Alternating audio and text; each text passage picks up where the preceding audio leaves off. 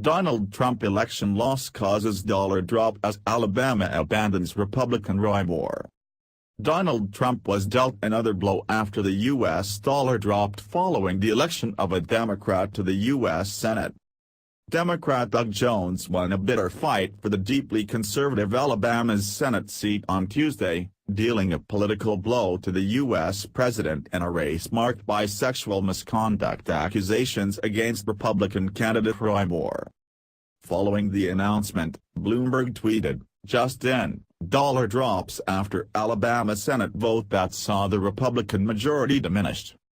The dollar slipped 0.3% against the yen after news that the Democratic candidate won in Alabama's Senate race, potentially making it harder for President Donald Trump to pass his priorities through Congress next year. The stunning upset by Mr. Jones makes him the first Democrat elected to the U.S. Senate from Alabama in a quarter-century and will trim the Republicans' already narrow Senate majority to 51-49. Investors were closely watching the result in Alabama's Senate race with benchmarks in Tokyo and Sydney down, although South Korean and Hong Kong stocks rose.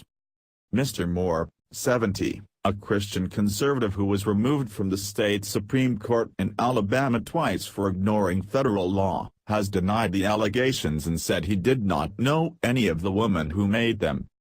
President Trump endorsed Moore even as other party leaders in Washington walked away from him. Trump later tweeted, "Congratulations to Doug Jones on a hard-fought victory. The write-in votes played a very big factor, but a win is a win. The people of Alabama are great, and the Republicans will have another shot at the seat in a very short period of time. It never ends."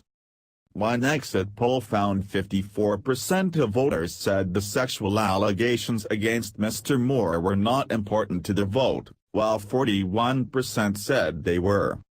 Network exit polls, however, showed Trump was not a factor in the decision for about half of Alabama voters. A further 29% said they voted to express support for Trump, and 20% said they voted to oppose him.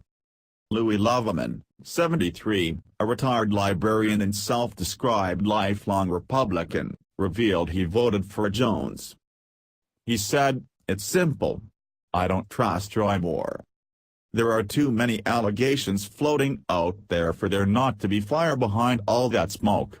I never voted for a Democrat before, but I did today." With 99% of the vote counted, the Democrat had a 1.5 percentage point lead over Mr. Moore. The Republican refused to immediately concede, saying votes were still coming in and that state law would allow a recount if the margin was within 0.5%. In his victory speech, Mr. Jones said, "I have always believed that the people of Alabama have more in common than divides us. We have shown the country the way we can be unified.